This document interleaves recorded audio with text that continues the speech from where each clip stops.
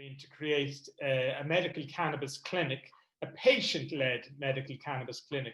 And it has led me to kind of get in contact with all the patients that I know that are kind of, who are very much willing to come out, because we still have to come out and announce ourselves, because we are still living in a world of prohibition of cannabis, and it's a sad situation that is still the case. We are criminalized, patients still, and so I want to just introduce you to the people behind the scenes, which is really, this is in conjunction between myself, Medical Cannabis Clinic, and the Students for Sensible Drug Policy in UCD. And I really want to welcome, we have a luminary from the Students of Sensible Drug Policy of Europe at the European level, the lovely Roisin. There she is, taking a, do you want to give us a word, Roisin? Tell us something about Students for Sensible Drug Policy. What are you guys up to on a European? So I'm the Director of Students for Sensible Drug Policy International. SSDP is the abbreviated version. It's 22 years old now.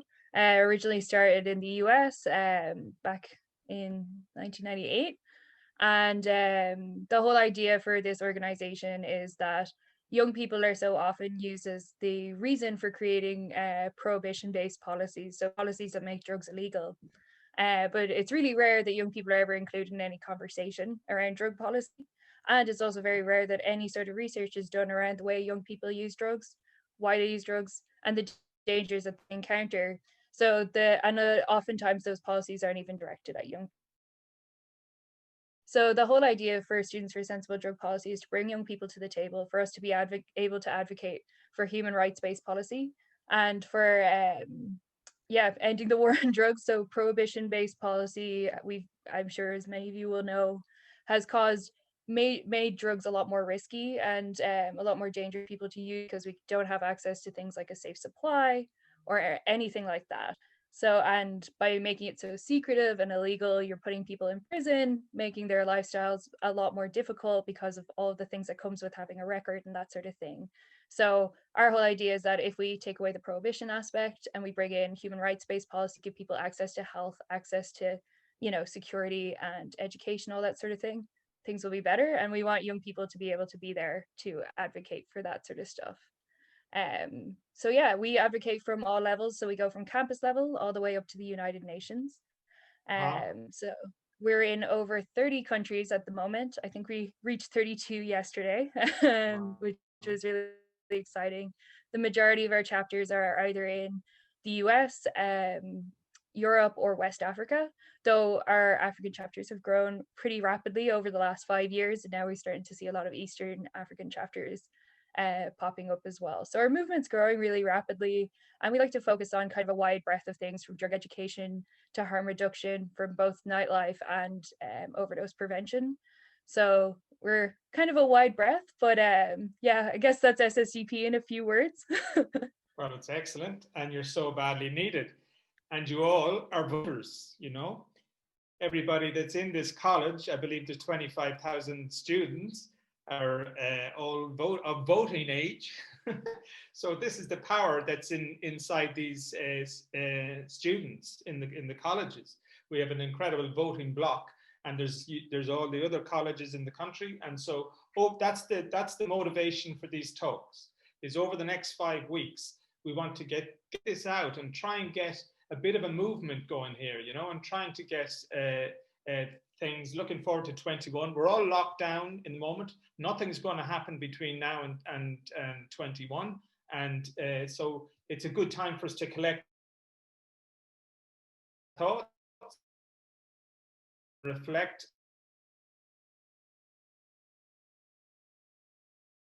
and move forward.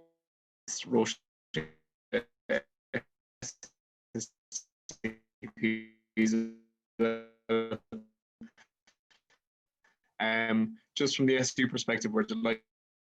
From the SU's perspective, we should always be pursuing a harm reduction approach in relation to all sorts of drug regulation, and people really shouldn't be criminalized.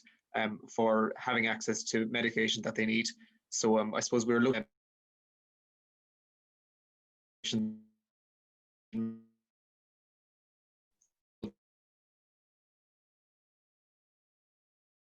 my contribution brief.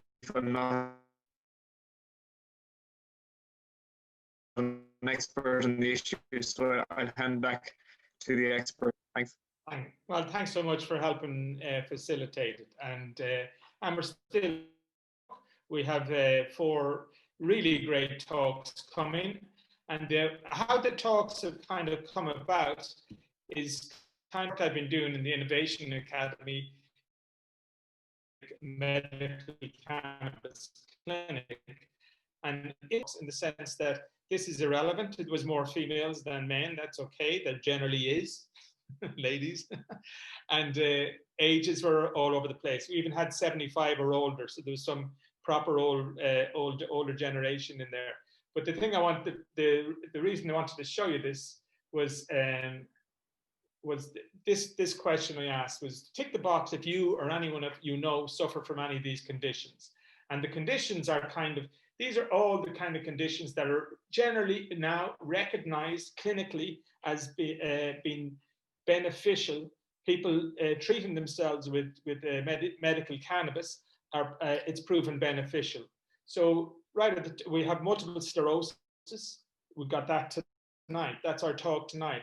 Cancer, we've got Kenny Tynan, and we've got a talk on cancer. Epilepsy in kids, we have 2 amazing ladies, 2 amazing mothers of children who have. Vera Toomey needs no introduction, and Deborah is another. They're brilliant, and they represent 2 of the very rare forms of epilepsy in kids. And so we got that to look for. Parkinson's, again, is very close to the MS case in terms of, but this is serious results are shown in Parkinson's. Literally, people stop shaking within 3 minutes of administering medicinal cannabis. So it's very real. Chronic pain. Chronic pain is a big one, and we have two lovely ladies going to be joining us, Alyssa Maher and Miriam. I think they might actually be on the call, and they're going to be joining us and giving us their experience of how they treat themselves for chronic pain. And then insomnia, depression, and anxiety, you can almost group them together as kind of psychological, but I would be an insomnia case. Most people, generally, you really can gain something from medical cannabis in treating your insomnia. Anxiety, another big one, massive one. PTSD, I was really surprised by the amount of people that were, first of all, aware of IBS, which is the irritable bowel syndrome, and how people are treating themselves with that. And arthritis, particularly in Ireland.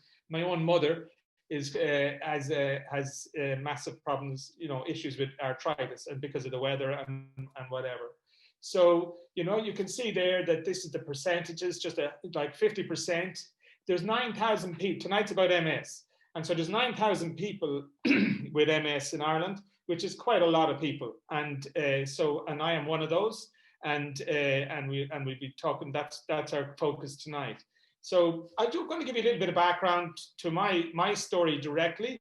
It's one of self-medical advocacy in the fact that I was first diagnosed in 2016, and I was diagnosed in 2015.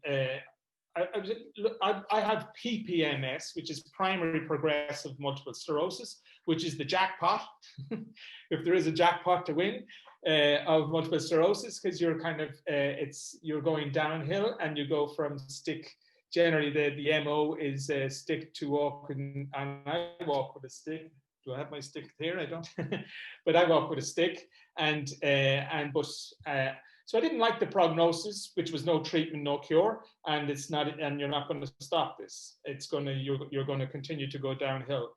So I got on my own medical advocacy journey, as we like to use the word journey these days, and that took me to, I found a treatment, a non-FDA approved treatment in Russia, which is made, it was in the Sunday Independent. If anybody's reading the Sunday Independent this week in Ireland, there was an article on this HSCT, which is a type of stem cell therapy. It's a stem cell transplant that happens, is performed in Moscow. And so that's what I did. and I can't believe I did it. It's because it's the best thing I ever did in my life. It has been a life-changing experience. No doctor told me to do this. No, MS Ireland did not recommend this to me. It's like this was a complete fortuitous way that I found my people in my area. I come from Granard in Longford, and it's quite close to Cavan. And my mum and dad, somebody knew somebody who came back. They heard I had MS, and they came back with an issue of the Anglo-Celt. I'm not the biggest Anglo-Celt reader, I must say, but that's where I seen the first guy that went to Russia, and he was fundraising to get there. And so that's the beginning of my story. And I went, it's a long story that I put into a play called The Post-Disposed, book soon to come. And I went to Russia and in this amazing hospital, the Pirogov, and I was one of the, I remember I made a Facebook group, but we were 8 in the very beginning on a group, Irish HSCT, and we went there. It's another treatment that is not, this is not a new thing. It's like, it's a hematological procedure, and it's performed in St. Vincent's, and it's performed on kids with leukemia. So this is a treatment that is, but it's non-FDA approved for MS. And so that's why we have to wait this long to find out. This is 3 or 4 years later, we finally get an article in the Sunday Independent. So things move slowly in Ireland.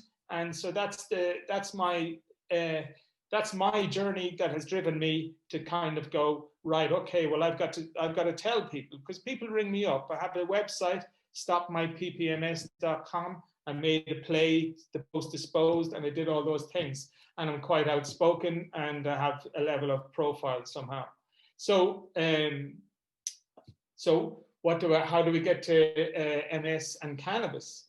Well, so I come back from with MS. The damage done is still the damage done, and in a very quick explanation of MS, it's like our nerves are coated in an insulation coating, if you like, that is called myelin, and that myelin is eroded in different spots, and it causes your nerves to kind of, let's say, short. If we treat it like the electrical cable that everybody understands, then it's an easier way to kind of get a grip of it. So when the myelin, you've got lesions that cause you have a break in your myelin, and then that will cause a lesion that will cause messages from your brain to not go to its destination as it should.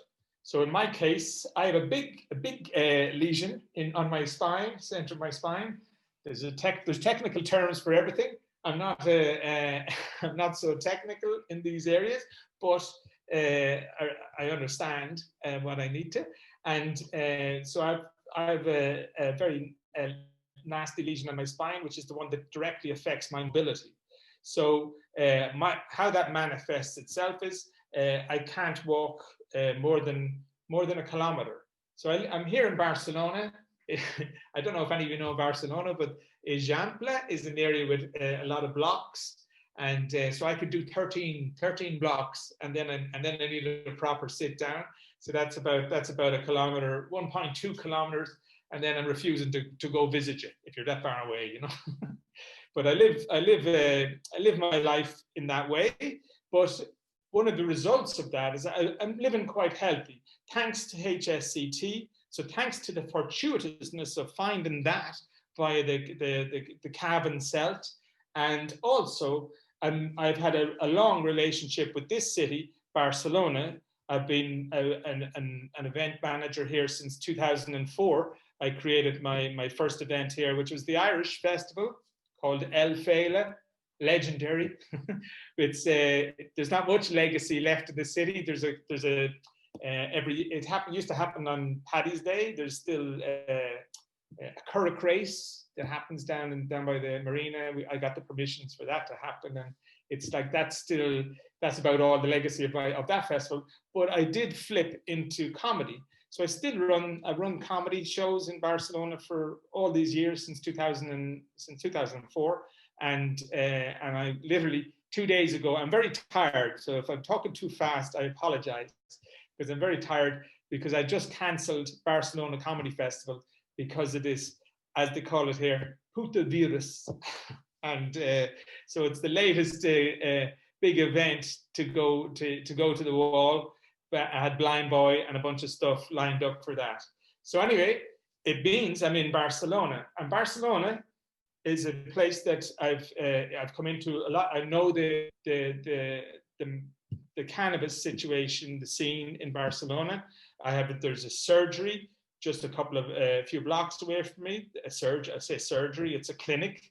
And so I've gone there, and I've been treated. I've had consultations with cannabis prescribing doctors, and you can go in Barcelona. While cannabis is not legal, we have the right to grow, and you have the right to. Everybody has the right to grow 4 plants. And those, there's also another thing about. I'll just tell you about Barcelona. There's another thing about Barcelona in that we have it has a long history of association. Like Barca, the football team, is literally an association. It's like every season ticket holder is a socio and a member of the association. And every street in Barcelona can literally throw its own festa major or party, and that allows it to apply to the town hall for toilets and things like that. So there's a history of it here. We have that history as well in Ireland, more so in Southern Ireland. People can correct me here. In Munster, I always remember growing up, there was cooperatives in terms of there were this culture of farm to plate, and there's a lot more farming cooperatives in the south of the country. So that's the same basic kind of basic idea. And then you put in the right to grow, and then people are able to create associations of what are essentially associations of growers and patients. And because the right to grow is there because of the patients. You have to be entitled to grow your medicine. And then we have a right to privacy, which doesn't allow people to come into the houses. So that's one legal setup to how that's happening here in Barcelona, and it's so developed. It's here for like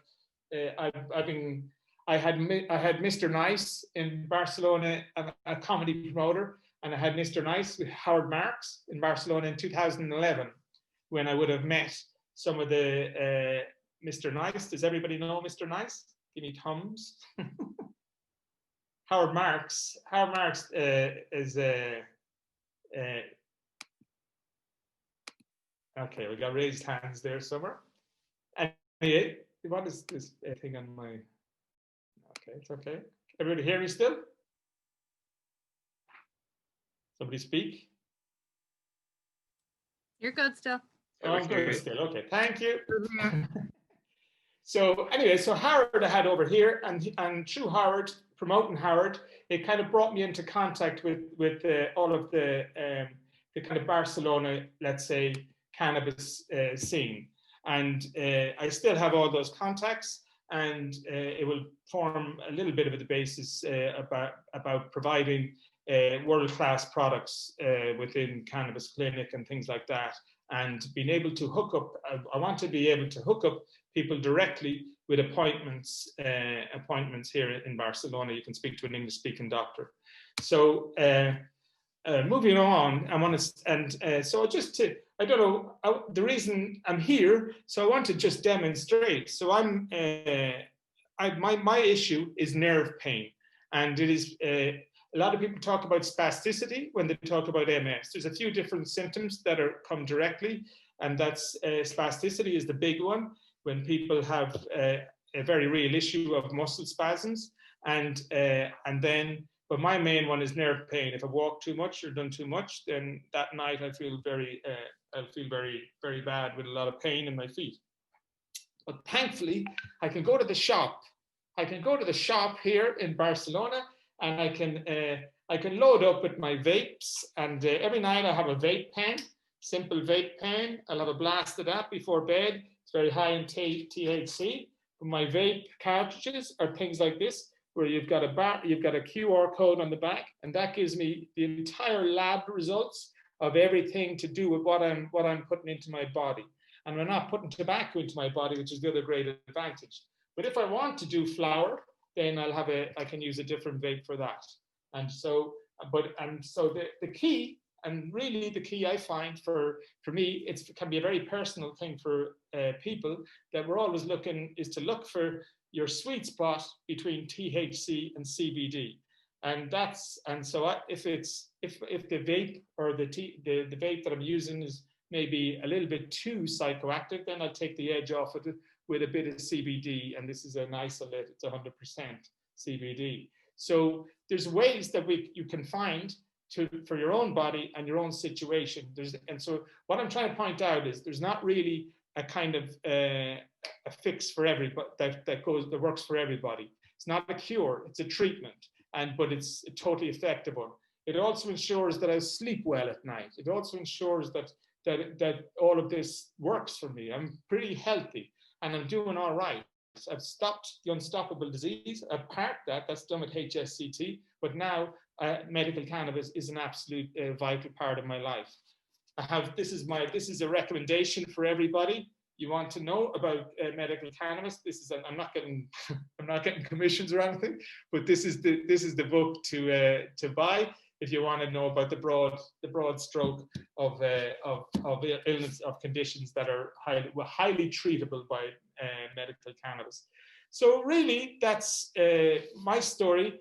And now I'm back in Ireland, and I'm illegal. So I'm an illegal. Every time I set foot in Ireland, this is me. You know, nobody's going to stop me self-medicating. Sorry. I'll see you in jail or whatever has to be done. I'm also, another thing I want to point out is I'm a patient in the Matter. My consultant is based in the Matter. The Matter has a policy of not supporting any application for the MCAP,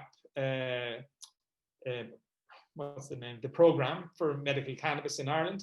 And so literally I've asked for 3 years. I said, I'm treating myself. I'd like to not be illegal. I'd like to stop being illegal, please. So can I get a license? And I've been refused for 3 years now.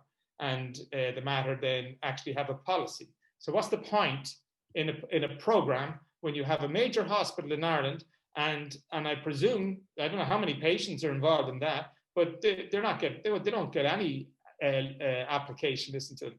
We're going to hear later about that. We're going to hear a lot over these couple of weeks of talks about how dysfunctional and how not fit for purpose that program is. And despite they love to throw it out in the door that, oh yeah, there's licenses and that's it done, and so it ticks the boxes for politicians and they can walk away from it. But in the end, I think there's 44 licenses in the country, and I'm grateful that they are there, because those people at least are getting something. And you'll meet those patients over the next few weeks. So I feel like I've talked a lot, because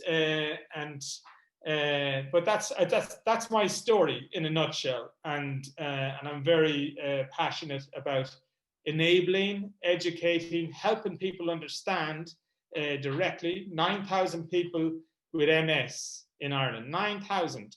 I go to a thing called the Northwest Therapy Centre up in Sligo, because it's a recognised cluster, that whole Northwest region, Sligo, Donegal. That's where the most MS cases are concentrated in Ireland.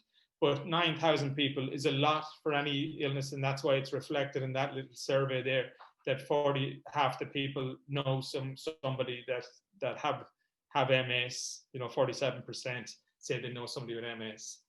So that's my story. Will I move on? I think, because I don't want to eat into time, because we have what I call I'm kind of just, will I keep rolling?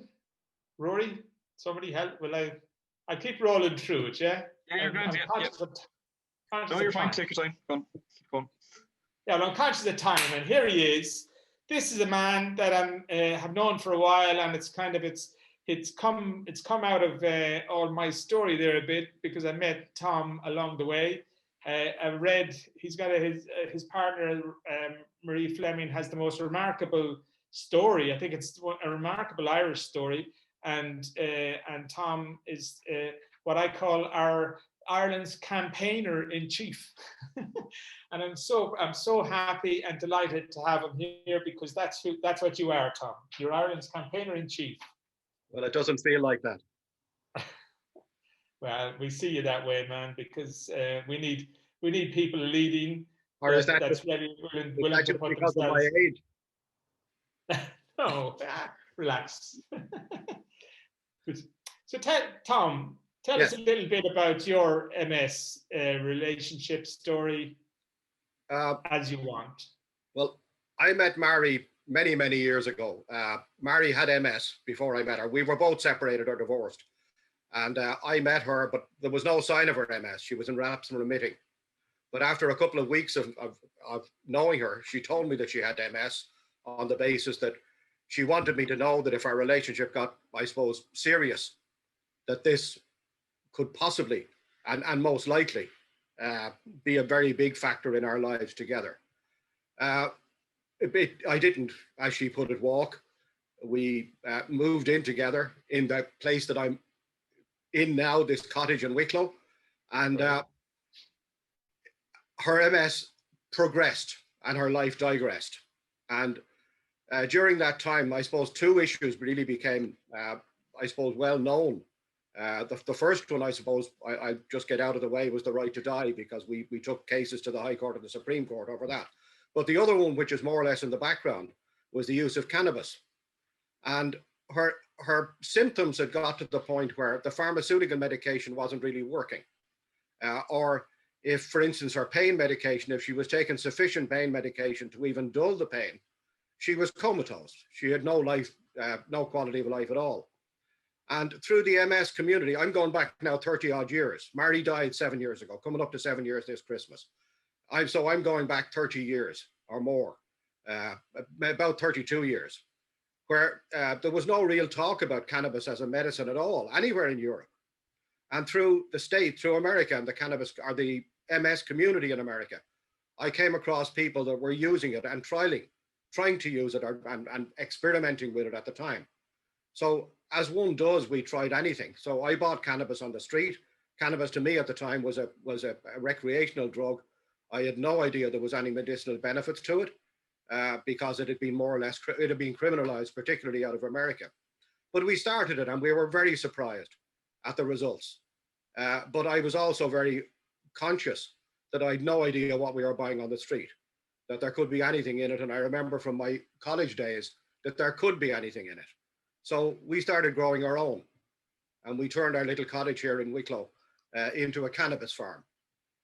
And at that stage, I mean, stupidly, because I knew nothing about growing, I didn't know that there was a difference between the male plants and the female plants. To that extent, the knowledge wasn't there, and you couldn't find books or that sort of thing, because most of them hadn't been published at that stage. But we learned, and we cooperated with the people in America. So we learned an awful lot together of different strains, and the different strains that work better for things like her spasms, because her spasms were horrific. She was in primary progressive as well by the time she died, but her symptoms were a hell of a lot more serious. When Marie died on the 20th of December, the only parts of her body that she had any control over were her eyes and her mouth. They were the only things that she could move herself. So it was a lot of caring and a lot of full-time care. But by far, cannabis was the best medicine that she had. Stupidly, we fulfilled the prescriptions that were being given for dozens of things for her to take, but she never used them. She came off almost all the pharmaceutical medications. But we were told to keep fulfilling the prescriptions, even though I gave them back into the chemist, on the basis that if a cure ever came and we were refusing treatment, then she wouldn't be eligible for whatever cure was there. But as I say, cannabis was by far her best medicine. And I spend a lot of time now teaching other people how to fend for themselves. Because even though there is a license program there, the license program, to be perfectly honest, and excuse my expression, the license program is shit. It doesn't help anybody. It's an absolute waste. There are very few people that really get benefit from it, because it only allows a person to import one particular strain from a particular company at the moment. But other people may disagree with that. But there are so many different, and mixing strains and using different, I suppose, mixes is by far the best cure especially for somebody like Marie, who had a multiple. She had physical pain, she had a neuropathic pain, the physical pain brought on by the spasms. And I mean, I'm not a religious person, but I can only say that when she was smoking, as well as, I mean, I learned to make oils and things like that from it, and topicals, which helped as well. So we had the full range of medicines, which isn't available on the program that exists now.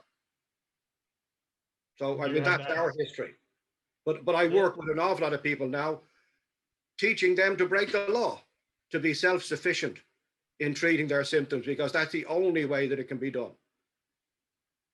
Yes, I think that's a key thing as well. In my experience, has been this thing about the strains. Strains are different. The strains of different cannabis, and even your own tolerances. You can, and there's no better way than finding your own way. That's my impression.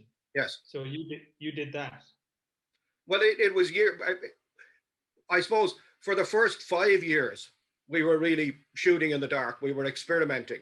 But when those 5 years were over, we had more or less perfected it. And I share that with an awful lot of other MS people here. But again, it was very much under the counter or under the table. And there wasn't as much, well, there was no talk about cannabis as a medicine in those days. So people were very weary of it. And I mean, I suppose it was only after Marie died that I really came out and started the campaign for its legalization. Now that again has got nowhere. The cannabis bill that was put forward by Gino Kenny went to the committee stage. What is it now? Nearly 4 years ago, and it's buried. It's gone. It'll never see the light of day again. Even though Simon Harris, it had a predecessor in 2013. Tom, no? Yes.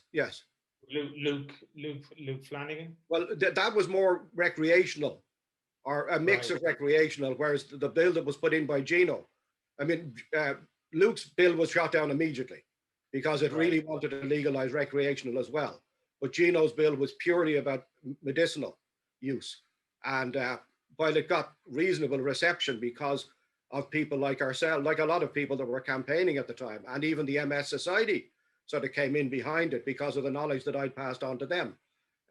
But it has got nowhere. But it needs to be resurrected now because there are so many people that could benefit from it. Yes. So we're hoping our students for sensible drug policy might get active again, because this is what it is a little bit, Tom. This is my impression. It flares up a little bit, the activism, yes. and then it fizzles out again. So you're right. What can we do? What's going wrong there? Well, 4 years ago, at the time that Gino put the bill forward, there were tours all over the country. Every university, every town, we went around. A group of us, Vera Toomey was one of the main people in that at the time, and that was how I got to know Vera. But prior to that, we had got this license granted for another woman in Cork, for our son, who had gone to America to stay for a year. And that was very quiet. That was done very quietly, but there was no campaign at the time. And we now need to get people back together. But also, one of the things that has happened in Ireland, typical of Irish politics or campaigning, there's so many diverse little groups.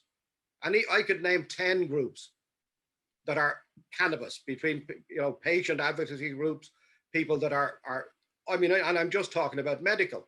There's another 3 starting up now. Why can't we all just get together as one group, put our egos aside, shove them up our arse, and get out there and do something? Yeah. Excuse my language. Yeah. No, look at Tom. That's what it's about. People are passionate about this situation, and that's, I think, when you've been, you've seen it go round and round. The activism kind of flaring up and getting strong, and then fizzling out again. I mean, that's not good enough. Well, I think it's typical of what we would call a revolution. A revolution is a circle. It comes around the back where you bloody started again, and you've got nowhere because you're really back where you started. So, I mean, that is the definition of a revolution. And we've had it here so many times.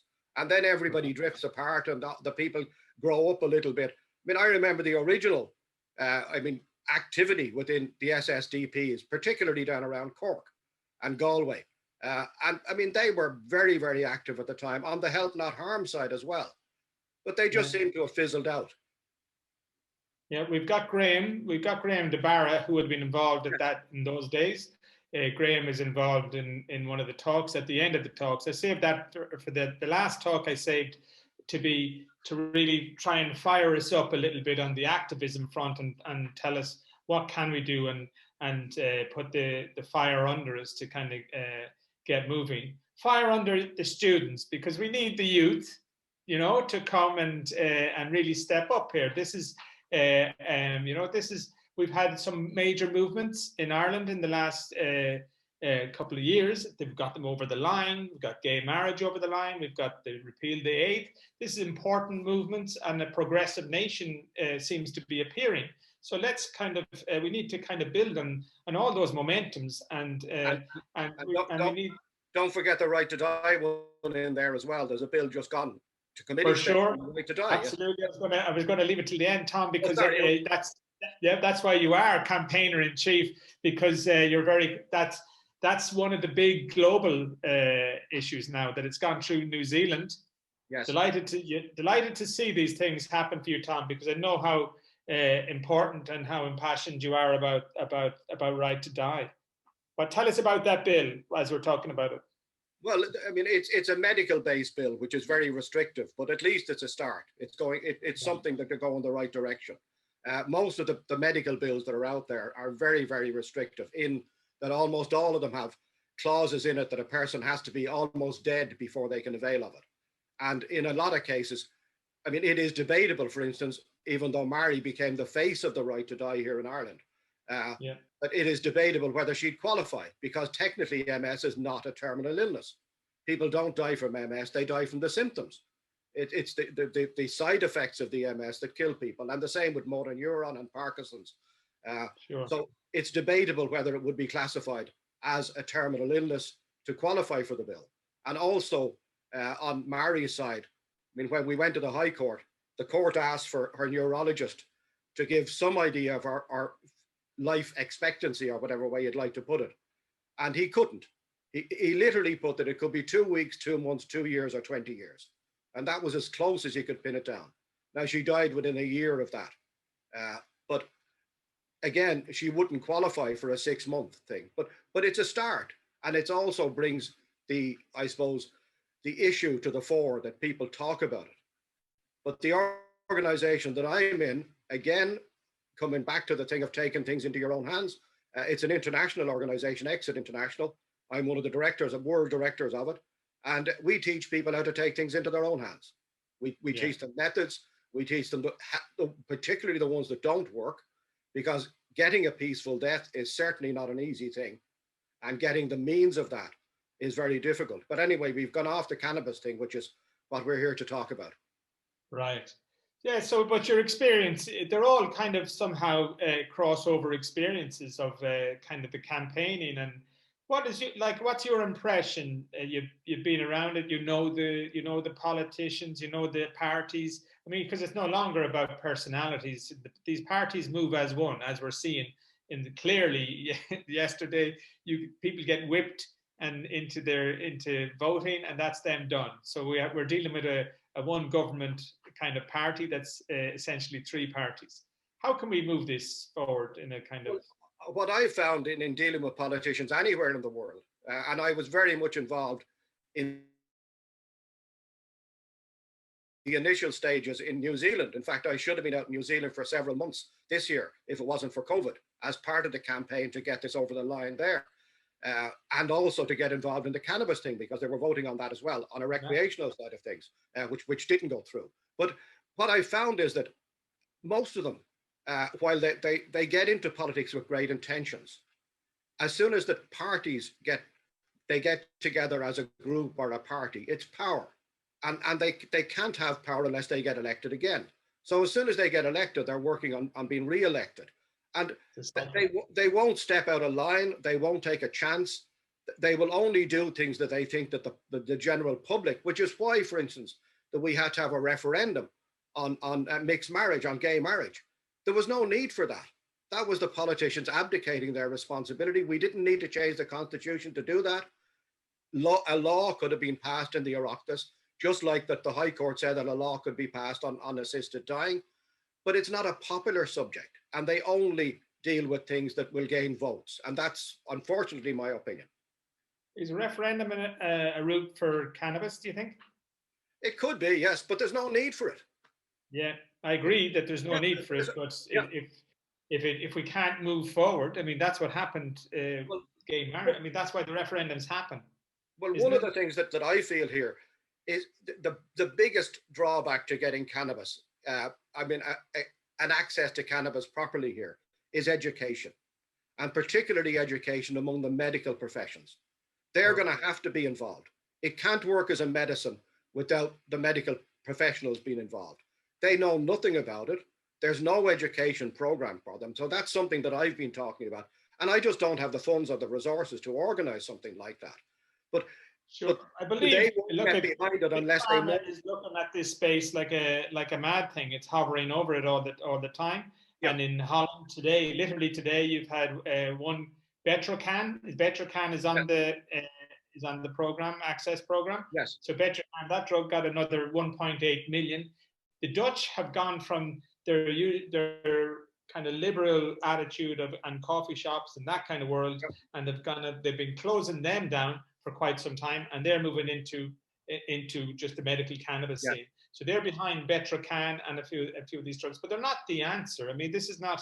It's for me. We learn more about it in a talk later with Vera and that about the epilepsy in kids. This is where we need microdosing to be safe, and that needs pharma level, in my opinion. But if we had patients, I think we should have the right to grow. But any time that we speak to the medical people, of course we should have the right to grow, but and recreationally as well. But that's a different discussion altogether. But as soon as we talk anytime to the medical people, they immediately say, I don't know enough about it. I'm not going to give a prescription for something that I don't know anything about, because they're afraid of litigation. So we need to get the medical organization system. The endocannabinoid system is still not being taught in medical schools. Absolutely. And this is what the entire basis of medical cannabis is built on, the fact that we all have this system, the endocannabinoid system, which contains receptors that the cannabinoids click with these receptors, C1 and C2, and that's where your CBD goes into C2 and goes all around your body. The THC goes to the brain and your C1 receptors. So this is an endocannabinoid system that it's entirely based to create homeostasis in our bodies. And the fact that we have doctors going around and that are not being taught and don't know. We are now in 2000. And the fact that this knowledge is out there and clinically proven, but now it's coming via America, and that's good to see. It can only be good, Yes. But it's going to take a while for it to hit here. And again, as I say, it needs the support of the organizations like the IMO for them to start saying, yes, doctors should know about this. So let's put it in their curriculum. Let's organize training for them. And that's the only way I see that it's going to work here in Ireland. They're managing a bit in the UK, and somehow I think they're our closest neighbours, and somehow we have to kind of copy them a little bit. And they have a CAN card. They've had a few innovations. I was on a webinar with the lady, I forget her name just right now, who's kind of pushing the CAN card. For people who don't know, it's a card that it would entitle patients they carry it like a credit card in their wallet, and if for police, the police are on side with it, and the police know that this person is a patient, and if they're carrying their medication, that they go lightly on them, but the fact that there's even a lightly or any of this kind of conversation is incredible. So, Stephen, do you mind if I just chime in on the note about doctors' education? Yeah. So a lot of the work I do is with the UN. That's the sort of like advocacy I usually do. And I was wondering, like, if either of you had thoughts. So cannabis is up for rescheduling in international drug controls. It's due to be rescheduled in December to recognize the medicinal benefit. I assume it's not going to be rescheduled until March, at least. They've been pushing it off for 2 years. And I feel like if it does get rescheduled, it's probably a good platform for us to advocate for stuff like doctors' education in cannabis and stuff like that. And do you feel like that rescheduling under the World Health Organization recommendations is going to do anything, or if it's going to affect what Ireland can do, or is it just an advocacy tool for us, really? Well, it's bloody that same UN meeting from 1961 that they voted. That's the one that voted in so much trouble and what's caused so much of the prohibition in cannabis originally. So it does desperately needs rescheduling on that UN level. So and that obviously, I think it'll be driven. Honestly, I believe that the training of doctors will be more driven by the private sector, because you've seen last week in US, after the US election, how many states voted for legalization. I'm not so sure about the whole Biden thing that people talk about, but certainly Harris, the VP, she's from California, senator, and so I believe that they might, if any kind of federal change comes in America, then it's indisputable that it can't filter out into UN and places like that. You have to believe, and then I believe they will drive I believe that private sector, is my opinion, that private sector will drive the education of doctors because there's money in it. But to me, it's I suppose, again, the circle turning, the revolution, that the whole prohibition thing started in America. They were the people who drove that in the first place. And now they're the people who are starting to liberalize and give access to cannabis. But it'll take a while for that to spread around. And although the health organizations, for instance, even in Europe now, they're talking about increasing what they call the safe level of THC. But that doesn't change the law. And although even the health people here have said that 2% or 0.2% is fine, but the law still says it's 0%, because THC under the Misuse of Drugs Act is an illegal substance. And there's a lot of confusion over things like that as well. And until they're brought into line, as far as the law is concerned, and it declassified. For instance, a doctor can't prescribe it now because it's classified as a drug, as a dangerous drug. So things like that have to be changed. Yeah, they're fundamentals. Yeah, so certainly, Roisin, we need a higher level to come through in terms of, and certainly WHO and UN make, like I said, when their directive in 1961 stuck a long time. So we need another directive, but this time going in the right direction. But also, just thinking of UCD itself. I mean, I remember must be about 2 or 3 years, maybe more, 3 to 4 years ago, the pharmacology department in UCD were very much behind. They organized several meetings there, and they seemed to be, and again, it just died. I don't know whether it was because whoever was running the pharmacology at the time maybe they moved on. I don't know. But an awful lot of these things, like you said earlier on, Stephen, that in Ireland, there's great momentum for a while, and then maybe people drift off to something else. We need to get that momentum going again, and we need to bring all these groups together. There's far too many diverse and sparse groups, all doing their own thing with egos the size of a mountain. And that has been one of the main blocks to getting anything done. Everybody wants to be the person that people look up to. They want to be someone that is out there front, that everybody thinks I'm a great person. And that just hasn't worked. That's caused splits all over the place and caused difficulties. We need to get over that for the sake of patients and for the sake of people that are coming after us. And just get everybody together and form one movement to get out there and get it done. And so this is why we're here, trying to mobilize the students, Roisin. We believe that you are the youth, and I can't say it enough that every one of the 25,000 that's here in UCD, and it's only, it's only one college. Every one of them has a vote. you know, and that's the kind of thing that moves these kind of like these circuitous politicians who just go from election to election. If they feel the students that are there now are the future. They're the politicians of the future. They're the doctors of the future. They are the people who are going to be driving this. You know, they won't stay students all their life, although and us patients won't stay well forever.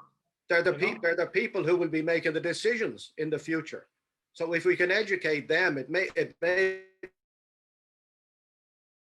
be a slow process, but if we can educate, they do take on these positions of power, that they influence the right way. They also need to know as well that you know, everybody can be affected. We don't know our fate in life. Yes. And I was absolutely rocking in my world. I'm an event manager, and I was in Barcelona living the life that I wanted to lead and all those things. And but you know, the wheels came off when I think it was I began to show symptoms about 2011, which would put me about 43, which is quite atypical for MS, for males of MS. So at 43, your life can be just thrown upside down. And if I didn't manage to stop this with doing dramatic stem cell transplanting in Russia, I was told that I was 6 months away from a wheelchair. Now you know, I'm well past that 6 months, and I'm still not in a wheelchair. But the idea that you know, we need this stuff needs to be out there. This is information, and that still kind of exists. That whole world of HSCT, that exists on Facebook and in Facebook groups, and it exists with people sharing their experiences with other people. And you know, it's like I've a lot, like everybody, we have to have faith in our medical profession and all of that, but we have to be also on it ourselves. And so students, young people, your life can turn around in a flash. And so, and you might be, you know, absolutely in need of medical cannabis even if you don't see it, you know, you might need it in the future. I wasn't saying. Yes. So, where are we now time-wise? We're up to 9:30. I'm 9:30 in Barcelona. Sorry, guys. I'm in the future, and it's all legal. How about that? This is what the future looks like. And yeah, you'd hope one day that could be the situation. Look at Barcelona is not falling apart. Has anybody been to Barcelona lately? It's not doing too badly, you know. And you can go to the shop and get your weed and get your everything, and you come away. I wanted to show you one thing. But this is the other thing that we were talking about. There was about knowing what's in your thing. The difference between the you know, going to the shop, but they call it dispensary here, but it's basically going to a coffee shop dispensary. And so I don't know. You're not going to be able to see that. Anyway, that's the QR code that's on the side of my vape pen. Gives me an entire breakdown of exactly where it's produced, an entire lab breakdown of the product and the amount of cannabinoids that's in it, the breakdown of those cannabinoids. That's where we need to get to, man. We need to have access to safe treatments, and this is vape pen is just one, but you're able to buy flour. So one of the guys that I mentioned earlier on, that Shanti Baba is a character. You might you can have a look later. Yeah. But Shanti Baba is a real legend, and he's like one of the kind of he's a biologist, and he's an engineer of seeds. He runs Mr. Nice Seeds out of Holland. And but he has developed seeds that are one-to-one THC and CBD. So this is literally the same as Sativex. Sativex is one of the drugs that's kind of been created by GW and has been knocking around kind of different programs around Ireland and England. And but Sativex that's what it is. It's one-to-one. Now, if you buy a seed of Shanti Baba, you buy the seed for, I don't know, 10 euros. We'll get you 10 seeds. And yourself, And that's the difference. People are complaining now in the UK, where they can actually access Sativex and stuff, that it's now £250 a month to access that Sativex. So these are the real realities between different things. And we can learn what we need to, how to medicate ourselves. So just like Tom did there, you know, with Marie, and we're here to give that education. And so we just need help to fight for making it legal. I'm illegal in Ireland.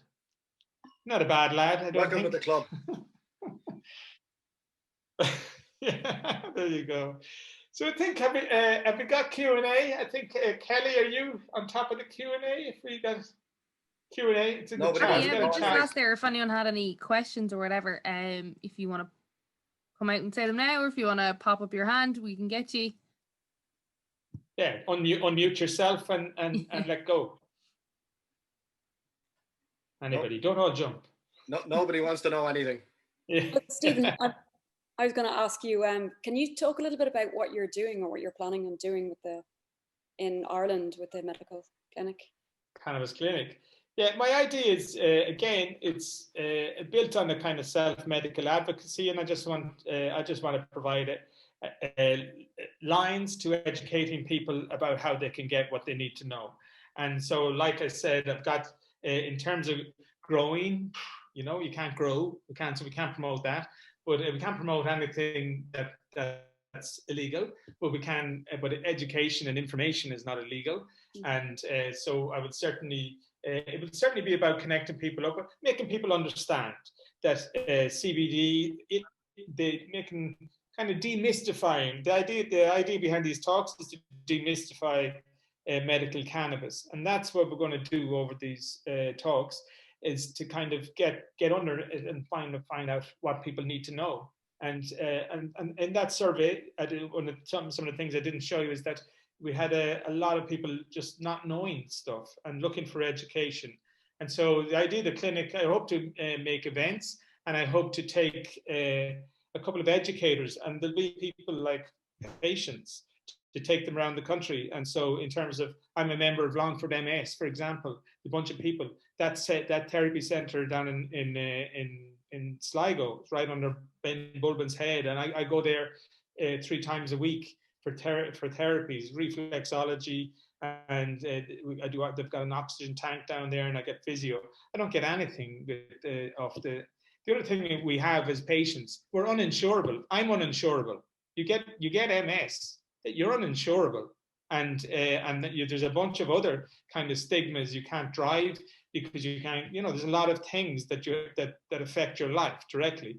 And when you try and live your life directly. So that's the reason when I'm in Ireland, I'm in Longford. And the reason, it's not for the glamorous location or the wonderful views of the Atlantic Ocean. It's on the train line it's equidistant between Sligo and Dublin. And so I can get on the train, I can walk to the train, I can walk as far as the train station. And so that's my world. So my world will say, I can walk to the train station and get on the train, go to Sligo for treatments or go to Dublin for crack.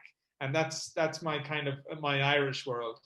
And I've never been stuck for a bit of THC in Ireland either, I've kind of, so, but again, I'm illegal, everything that you do. So that's not the way. We've got Ashleen Hudson. Unmute yourself.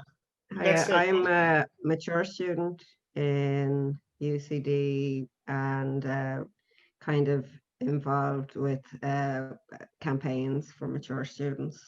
And I know a fair bit about cannabis and treatments and making it, oils and all sorts.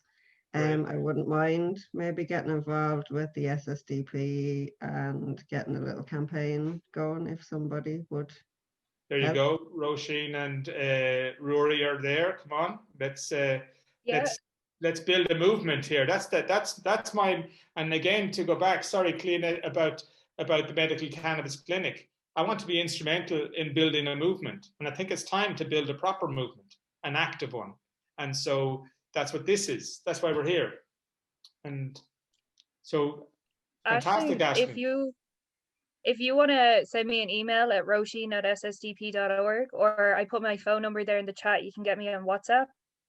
I could get you going. And yeah, anyone else who's interested, because we currently have chapters in Maynooth, Cork, and Trinity at the moment. So if we can get a good few more going, there's the Galway one is starting up again. So like the movement across Ireland is growing. So we have like fair opportunity to actually get this to a really nice place where we can have consistent campaigns across the country. So yeah, get in touch with me. I'll put my contact info again at the end of the thing. Great stuff. And if I can be of any help, let me know. I just said if I can be of any help in organising that, because I was very much involved with the SSDP several years ago, even though I'm well past being a student. Yeah. And look at guys, the reason for this 5 talks was to create a bit of a momentum. But I've spoken with Rory and the guys that this thing doesn't end in December. We'll go into the new year, and the idea is my kind of idea was that let's go to 420. There's kind of there's different groups out there that want to create something for April the 20th, but so we can get this thing going and build online and through things like these talks, and develop into the new year. And I think that then we have something. There's momentum, natural momentum. So that's the whole reason for this. Anyone else want to chip in there? Linda, I'm mad to talk to you when I get a chance. I can see you're there, because Linda, you're a good campaigner as well, no? I've done a bit of door knocking and I've run a few stalls, all right, and I'm really excited to be involved, and I'm anxious to get out on the street really and get talking to people and get agitating, and like yourself, I just want to get things moving, and I just want to be involved and help educate people, and yeah, it's exciting. Well, there you go. So we're there ready to get the students moving. Roisin, there's another leader for you, and a proven, seasoned campaigner. They repealed the 8th. You were right involved in that, no? That's right. Yeah. I did a lot of work with them. I am with People Before Profit, but I wasn't at the time. That's how I got involved in activism and politics. Yeah, so I did a lot of work with that, and I loved it. Right. So there we go. We got, and let's not disappear after this. So, Roisin, I'm going back to you all the time, because we need a fulcrum to revolve these things around. And I think, because this is about the students, because it's like Tom said, you are the future, whether we like it or not. And come here, I think like we met with that Irish delegation at the UN, and they gave us a lot of crappy answers when we were asking about medicinal cannabis. And like, you know, the only option you have when you're civil society in Ireland is just to harass them. And there's no better students, or no better harassers than students. So like, we really do just need to get the movement going and get shouting at them, because it is real difficult with Irish politics to actually get them listening unless you have mad numbers and you are consistent as hell, you know? There you go. So I'll tell you what, everybody, we're still, and thank everybody. I want to thank everybody again for coming in and joining the call, but it's still not enough, you know? So while I'm a patient, you know, but so we have to get out and promote these talks, you know. How about we start with that, and we get this up from what is less than 30 people here tonight. So let's get this up to a point where we've got 50 to 100 people. That's what we need to be kind of beginning to build what we're talking about. Because I hate having conversations and we all go away. Tom. Yep. No, sorry. No, I was just responding to something that a message was sent. Sorry, I was acknowledging the chat. Yes. So really, it's just that. So if we achieve nothing else out of tonight, I reckon let's go for, you know, really having a go at spreading. Who we got next? I have to look. Anybody tell me? Remind me. Next talk is should know. Stephen. Right. Okay. Have to go off. Here we go. Next talk is a great one. Man, come on.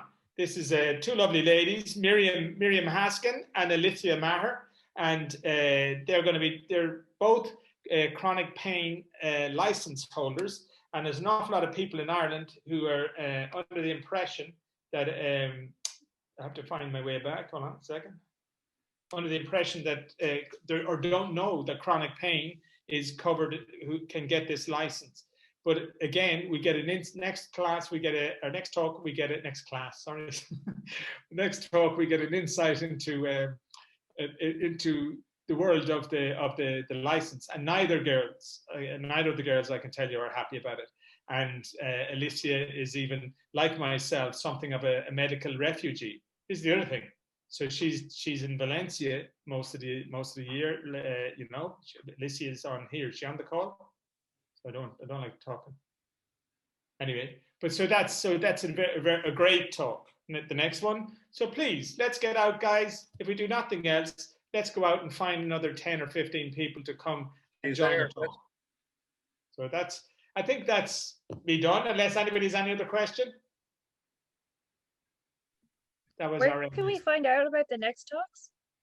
Yeah, they're all on, I have them all on a web page. I have a website, stopmyppms.com. I'll put it in the chat, hold on.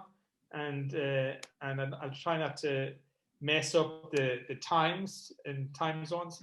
So I'll put we it in can the chat. send out an email as well, Stephen, just with all the links for all of them to everyone who's here, so that you can have a look at what's going on. Yeah, so it's all set, and it's going to run right till the 9th of December. And like I said, they're all, I'm very proud of myself, the fact that I've managed to convince these, but we are a small group of patients there's lots of patients out there, by the way. This is the other thing.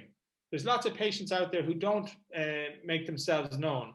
And because of the illegality of this, because of this prohibition, and there's lots of people, I know people, I don't want to expand too much, but my parents have a place out in Fuerteventura. They go there 6 months of the year. My mother has, for her arthritis, she goes in, and because she needs to be in the sun and avoid the Irish winter. And they literally, like, I don't know if anybody's been to Fuerteventura. It's not a party island. It's pretty much a retirement home, mostly the people like my parents. And but it's got dispensaries.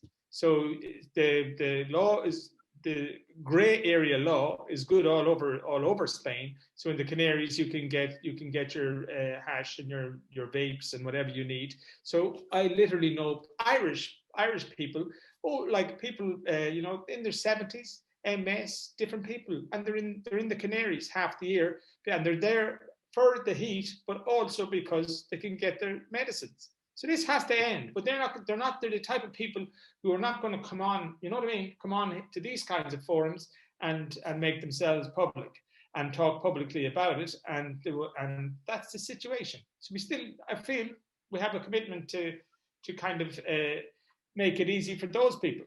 That's kind of what we're hoping to fix laws for as well. Huh? So we'll wrap it up, guys, will we? Yes. And thank you all for coming, yeah? And let's Thanks keep for going. inviting me. Yeah, thank you, Tom. Thank you, Tom. Campaigner in chief. Ireland owes him a great debt. And the bill, just give us a wrap on the bill, Tom. Is it still got to go through a stage? Which bill? The cannabis one or the right to die? Sorry, the right to die. Yeah. It has just gone to committee stage. Now, there was a vote that they wanted to set up a special committee to look at it, which I'm not sure wouldn't have been a bad idea. But now, that was defeated, and it's gone to the committee stage, which is the Justice Committee is going to look at it now. Their task will be to get, I suppose, submissions from people that they consider interested parties, and it's up to them to decide who they want to come and talk to them, and also do research. But the unfortunate thing is, when it gone to the Justice Committee, there's no time scale on them coming back. Whereas the special committee that was going to be set up, where part of their remit was to come back within 12 months.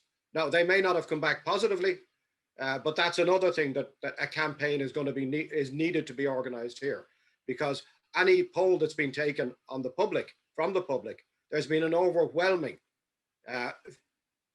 vote in favor, or poll in favor of Right. having it available to people, particularly people with illnesses.